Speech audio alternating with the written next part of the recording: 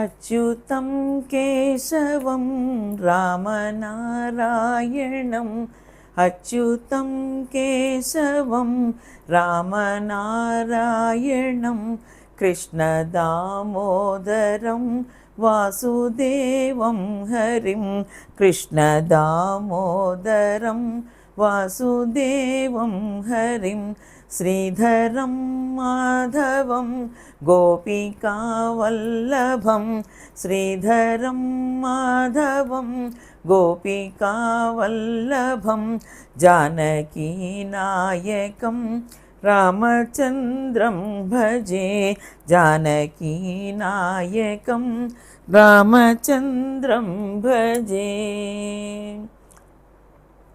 ఓం గజాననం భూతగణాధిసేవితం కపిత్థజంబూఫలసారభక్షణం ఉమాసుతం శోకవినాశకారణం నమామి విఘ్నేశ్వరపాదపంకజం. గురవే సర్వలోకానాం భిషజే భవరోగిణాం నిధయే సర్వవిద్యానాం శ్రీమేధాదక్షిణామూర్తయే నమః. సరస్వతీ నమస్తుభ్యం వరదే కామరూపిణి విద్యారంభం కరిష్యామి సిద్ధిర్భవతు మే సదా. పద్మపత్ర విశాలాక్షి పద్మకేసరవర్ణిని నిత్యం పద్మాలయాం దేవి సామాం పాతు సరస్వతి భగవతి భారతి పూర్ణేందుబింబానన. వసుదేవసుతం దేవం కంసచాణూరమర్దనం దేవకీ పరమానందం కృష్ణం వందే జగద్గురుం. సర్వోపనిషదో గావో దోగ్ధా గోపాలనందనః పార్థో వత్స సుధీర్భోక్త దుగ్ధం గీతామృతం మహత్. ఓం శ్రీ మహాగణాధిపతయే నమః. ఓం శ్రీ గురుభ్యో నమః. ఓం శ్రీ మహాసరస్వత్యై నమః. ఓం శ్రీ మాతాపితృభ్యో నమః.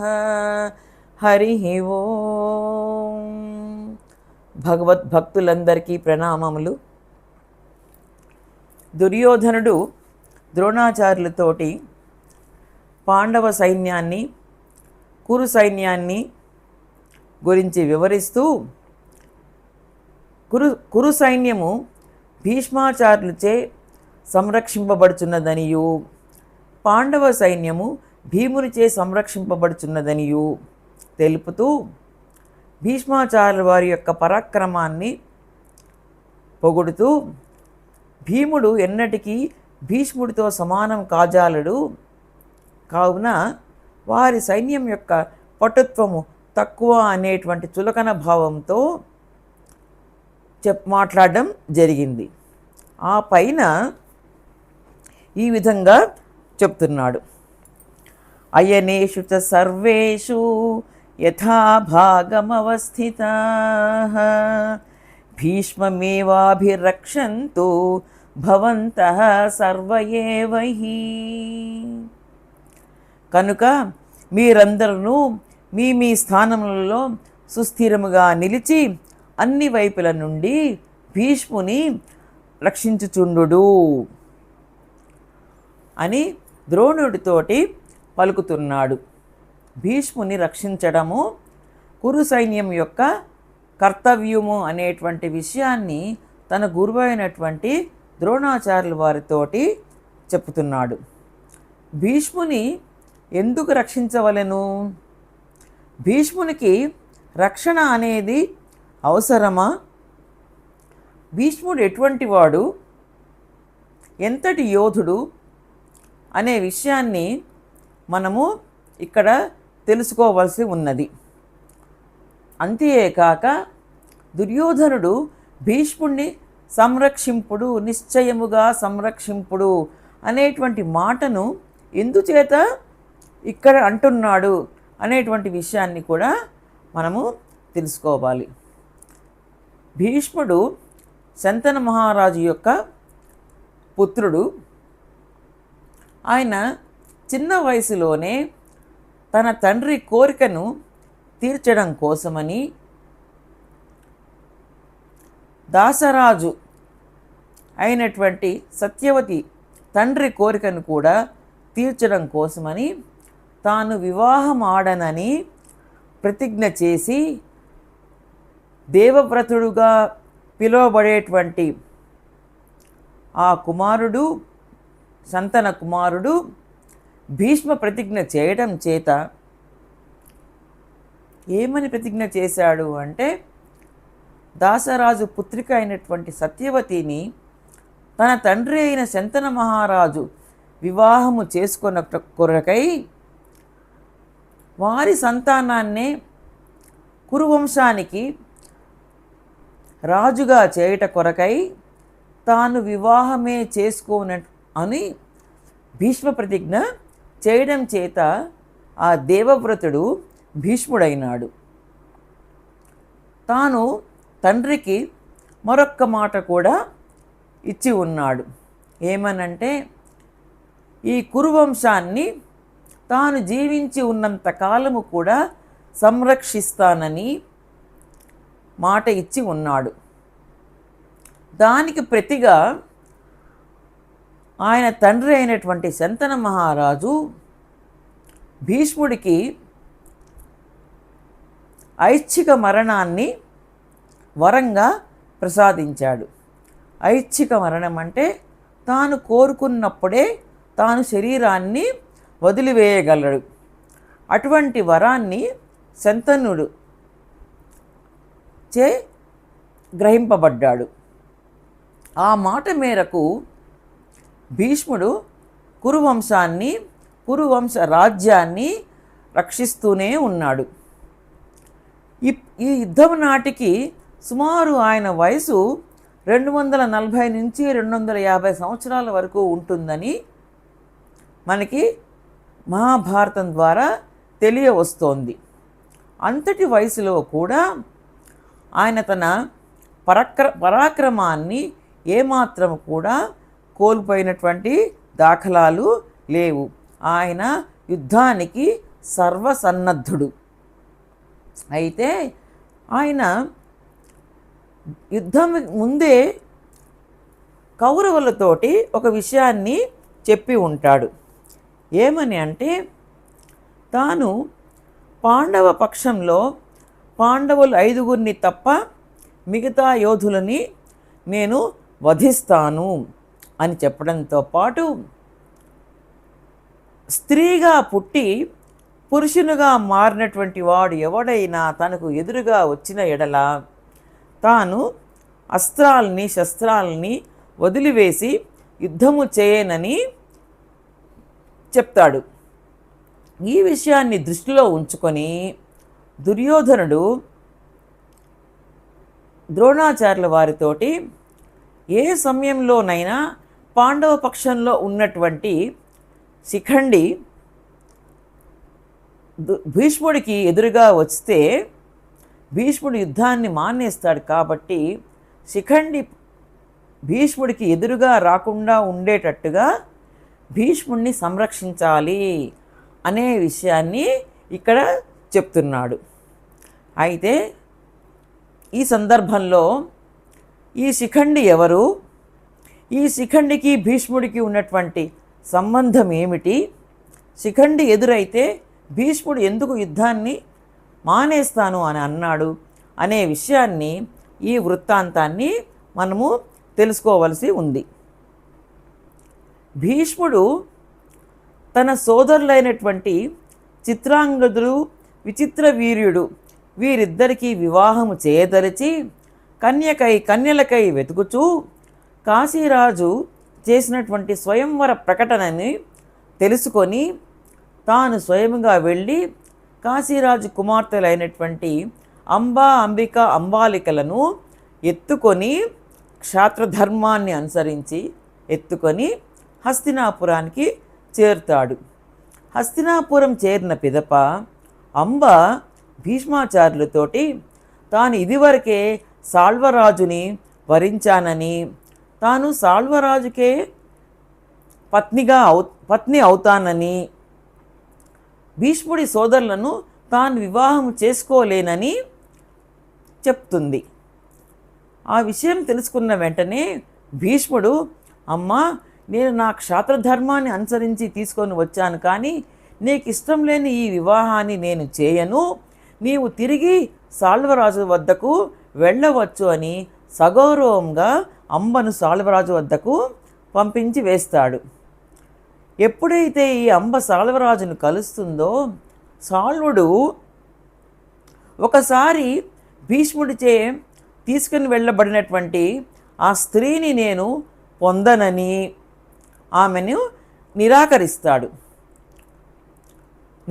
నిరాకరణకు గురి అయినటువంటి అంబ తిరిగి భీష్ముడి దగ్గరికి వచ్చి జరిగిన విషయాన్నంతా కూడా వివరంగా తెలిపి తనను కూడా భీష్ముని సోదరులకు ఇద్దరిలో ఎవరో ఒకరికి ఇచ్చి వివాహం చేయమని కోరుతుంది. అప్పుడు భీష్ముడు, అమ్మా, నా సోదరులిద్దరకు ఇదివరకే నీ చెల్లెళ్ళైనటువంటి అంబిక అంబాలికలతోటి వివాహం జరిపించాను, అందుచేత నీ వివాహము వారితో కుదరదు అని చెప్పినప్పుడు అంబ అట్టి ఎడల నీవైనను నన్ను వివాహం చేసుకోమని భీష్ముడిని కోరడం జరుగుతుంది. అప్పుడు భీష్ముడు తాను తన తండ్రి అయినటువంటి శంతన మహారాజుకు ఇచ్చినటువంటి వాగ్దానాన్ని ఆవిడికి తెలిపి తాను వివాహం చేసుకోలేనని కరాఖండిగా అంబకు చెప్తాడు. చేసేదేమీ లేక అంబ భీష్ముడి యొక్క గురువైనటువంటి పరశురాముడి దగ్గరకు వెళ్ళి జరిగిన విషయాన్నంతా కూడా చెప్పి ఎట్లయినా సరే భీష్ముడు తనను వివాహం చేసుకునేటట్టుగా గురువుగా ఆయన చెప్పాలని ఆవిడ కోరుతుంది. పరశురాముడు భీష్ముడి మీద నమ్మకంతో అంబను తీసుకొని భీష్ముడి దగ్గరికి వస్తాడు. వచ్చి అంబని వివాహం చేసుకొనవలసినదిగా చెప్తాడు. అయితే భీష్ముడు దానికి కూడా నిరాకరించి, అయ్యా, నేను ఇదివరకే నా తండ్రికి వాగ్దానం చేశానన్నటువంటి విషయము మీకు కూడా తెలుసు, కాబట్టి ఇది నేను గురువాజ్ఞను ధిక్కరించినట్టు కాదు, నేను వివాహం చేసుకోలేను అని గురువుతో తాను చెప్తాడు. అప్పుడు పరశురాముడు భీష్ముడితో యుద్ధానికి దిగుతాడు. వారం రోజుల పాటు జరిగినటువంటి ఈ భీకర యుద్ధంలో పరశురాముడు భీష్ముణ్ణి పరీక్షిస్తూనే ఉన్నాడు. ఏమని పరీక్షిస్తున్నాడంటే, పరశురాముడికి తెలుసు తాను భీష్ముణ్ణి గెలవలేను అని. అంతటి పరమ యోధుడు భీష్ముడు. పరశురాముడు పరీక్షిస్తున్నది భీముని యొక్క పరాక్రమాన్ని కాదు, ఆయనలో ఏదైనా వికారాలు కలిగి ఈ వివాహానికి సమ్మతిస్తాడేమో, తన ధర్మనిరతి ఎలా ఉందో తెలుసుకోవాలనేటువంటి ఉద్దేశంతో ఆయనని పరీక్షిస్తాడు. అయితే ఆ పరీక్షలో భీష్ముడే గెలుస్తాడు.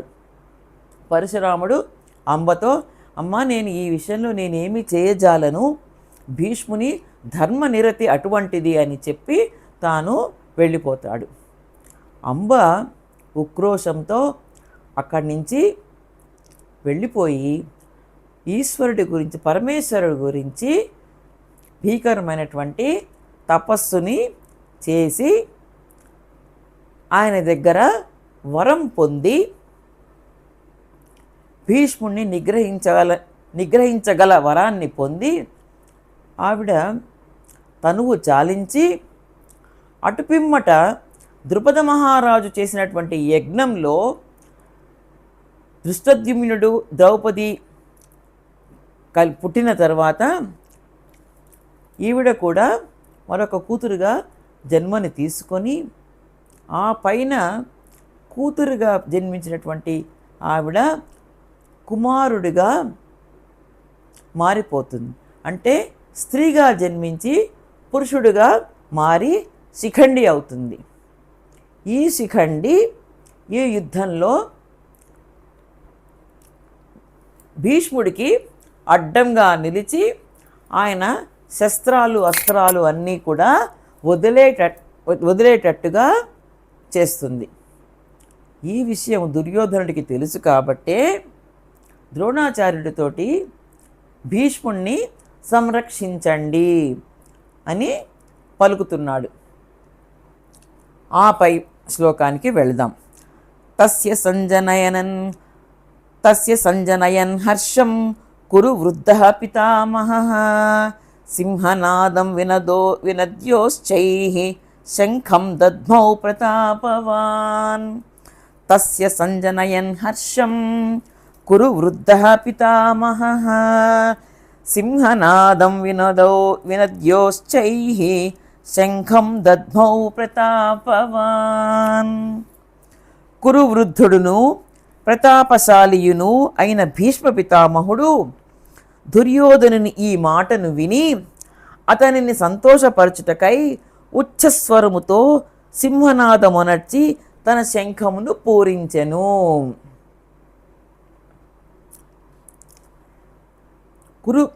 ఎప్పుడైతే దుర్యోధనుడు ద్రోణాచార్యులతోటి భీష్మ పితామహుణ్ణి సంరక్షించాలి అని పలుకుతున్నాడో, దూరంగా ఉన్నటువంటి భీష్ముడు దుర్యోధనుని మాటలను విని అతనిని ఉత్సాహపరచడానికై సింహనాదాన్ని చేశాడు. ఆ సింహనాదాన్ని కూడా అంత పెద్ద వయసులో కూడా ఉచ్చస్వరముతో చేశాడు. ఆ పైన తన శంఖాన్ని కూడా పూరించాడు. ఇది యుద్ధ ప్రారంభానికి ముందు చేసేటువంటి ఒక ప్రయోగము. ఈ కురువంశంలో బాహ్లీకుడు తప్ప మిగిలిన వారందరికంటేనూ భీష్ముడు పెద్దవాడు. బాహ్లీకుడు ఎవరో ఇంతకుముందే మనం చెప్పుకున్నాము. ఆయన శంతన మహారాజుకి జ్యేష్ఠ సోదరుడు, అన్న. కాబట్టి ఆ బాహ్లీక మహారాజు ఒక్కడే భీష్ముడి కంటే పెద్దవాడు. మిగతా వారందరూ కూడా భీష్ముడి కంటే కూడా అందరూ చిన్నవారు. కౌరవ పాండవులందరూ కూడా ఇతనికి చిన్నవారు. కాబట్టే వారందరూ కూడా భీష్ముడిని ఆదరిస్తారు. ఈయన పితామహుడు ఒకటి చేత ఇరు వర్గంలో వారికి కూడా ఆయన పూజ్యుడు. అటు కురుపక్షానికి కౌరవ సేనకి, అటు పాండవ సేనకి కూడా ఆయన పూజ్యుడు. అందుచేత సంజయుడు ఇతనిని కురువృద్ధుడు అని సంబోధిస్తున్నాడు. పితామహుడు అని కూడా పేర్కొంటున్నాడు. వయసునందు ఈయన వృద్ధుడే అయినప్పటికీ బల, వీర్య, శౌర్య పరాక్రమాలయందు ఆయన ఈ చిన్నవారికి ఎవ్వరికీ కూడా తీసిపోనివాడు. యువకులందరిలో కూడా ఈయననే యువ కిశోరము అనిపించుకునే తగ్గవాడు. వయసులో పెద్దవాడైనప్పటికీ కూడా ఆయనని ఇప్పటికీ కూడా యువ కిశోరము అని పిలువదగ్గ శౌర్యము, బలపరాక్రమాలు సమృద్ధిగా ఉన్నటువంటి వాడు. అందుచేతనే ఇతన్ని ప్రతాపవాన్ అని సంజయుడు పేర్కొంటున్నాడు. ప్రతాపవాన్ అంటే ఆయన ప్రతాపము, ఆయన పరాక్రమము ఇప్పటికీ కూడా ఇంత పెద్ద వయసులో కూడా ఏమాత్రము తగ్గలేదు అని చెప్పడానికే సంజయుడు భీష్మ పితామహుణ్ణి ప్రతాపవాన్ అని పేర్కొంటున్నాడు. భీష్ముడు ఒక విషయాన్ని ఇక్కడ గ్రహించాడు. దుర్యోధనుడు పాండవ సైన్యాన్ని చూసి ఒకంత చింతాక్రాంతుడయ్యాడు, కలత చెందుతున్నాడు. ఈ పాండవ సైన్యాన్ని గెలవడము మా తరమా అనేటువంటి అనుమానానికి గురి అయ్యాడు అని గ్రహించి దుర్యోధనుణ్ణి ఉత్సాహపరచడానికి సింహనాదాన్ని వనర్చి అటుపిమ్మట శంఖాన్ని పూరించాడు.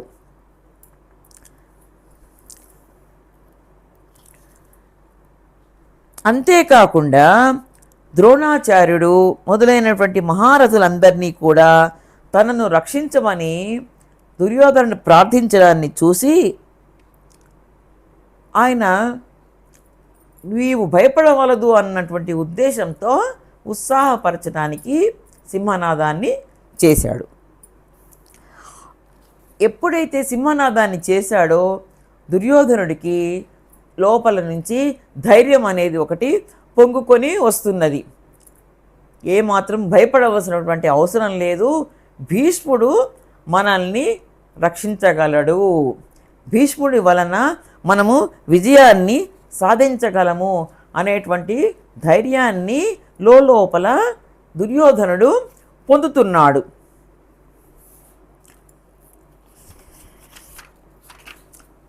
ఆ పై శ్లోకము తతః శంఖాశ్చ భేర్యశ్చ పణవానక గోముఖాః సహసైవాభ్యహన్యంత సశబ్దస్తుములోభవత్. మరుక్షణమునందే శంఖములు, నగారాలు, తప్పెటలు, మృదంగములు, గోముఖ వాద్యములు మొదలగునవి ఒక్కసారిగా మ్రోగినవి. దిక్కులను పిక్కడిల్ల చేయు ఆ వాద్యనాదములు భయంకరములై ఒప్పినవి. ఎప్పుడైతే భీష్మ పితామహుడు సింహనాదం అనర్చి శంఖాన్ని పూరించాడో వెనువెంటనే మిగతా వారందరూ కూడా శంఖాలు, నగారాలు, తప్పెటలు, మృదంగములు, గోముఖ వాద్యములు మొదలైనవి బిగ్గరగా మ్రోగించారు. ఇది యుద్ధ సన్నాహాన్ని తెలియజేస్తోంది.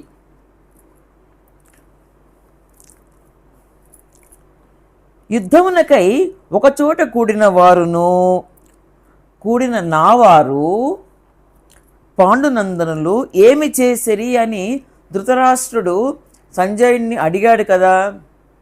మొట్టమొదటి శ్లోకంలో ధృతరాష్ట్రుడు సంజయుడిని ఏమని అడిగాడు? నా పుత్రులు పాండుపుత్రులు యుద్ధమునకై ఒక చోట చేరారు కదా, వారు ఏమి చేస్తున్నారు అడిగిన ప్రశ్నకి ఇప్పుడు సంజయుడు చెప్తున్నాడు. ఇంతవరకు దుర్యోధనుడు ద్రోణాచార్యులతో పలికిన పలుకులన్నీ వివరించిన తర్వాత సంజయుడు ఇప్పుడు ధృతరాష్ట్రుడికి తెలుపుతున్నాడు. ఎప్పుడైతే భీష్మ పితామహుడు శంఖాన్ని పూరించి సింహనాదం అనర్చి శంఖాన్ని పూరించాడో మిగతా కురు సైన్యం అంతా కూడా ఉత్సాహపూరితులై తమ తమ వాద్యాలని, శంఖాలని, భేరీలని, తప్పెటలని, గోముఖ వాద్యాలని బిగ్గరగా మ్రోగించి తమ సన్నద్ధతను తెలియచేసిరి అనేటువంటి విషయాన్ని సంజయుడు ధృతరాష్ట్రుడికి తెలుపుతున్నాడు. ఇక ఆ పైన ఏం జరిగిందనేటువంటి విషయాన్ని మనం రేపటి రోజు ప్రస్తావించుకుందాము. ఈ రోజుకి మనము భీష్మ పితామహుడి యొక్క గొప్పతనాన్ని, తండ్రికిచ్చిన మాటని ఏ విధంగా నిలబెట్టుకొని తాను ఆజన్మ బ్రహ్మచారి అయి, నైష్ఠిక బ్రహ్మచారి అయి కురువంశాన్ని సంరక్షిస్తూ వచ్చాడో ఈరోజు మనం వివరణలో తెలుసుకున్నాము. అటువంటి భీష్మ పితామహుడికి మనము అనేక నమస్కారాలు తెలుపుతూ ఈనాటి ఈ కార్యక్రమాన్ని మనము ముగించుకుందాము. జై శ్రీకృష్ణ.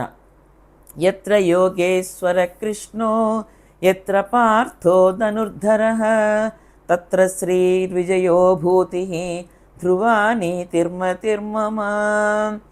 యదక్షరపదభ్రష్టం మాత్రాహీనం చ యద్భవేత్ తత్సర్వం క్షమ్యతాం దేవనారాయణ నమోస్తుతే. కాయేన వాచా మనసేంద్రియైర్వా బుద్ధ్యాత్మనా వా ప్రకృతేః స్వభావాత్ కరోమి యద్యత్ సకలం పరస్మై నారాయణాయేతి సమర్పయామి.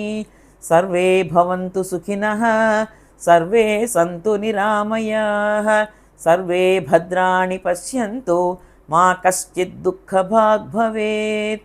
శ్రీఃకాంతాయ కళ్యాణ నిధయే నిధయేర్తినాం శ్రీవేంకటనివాసాయ శ్రీనివాసాయ మంగళం. ఓం స్వస్తి.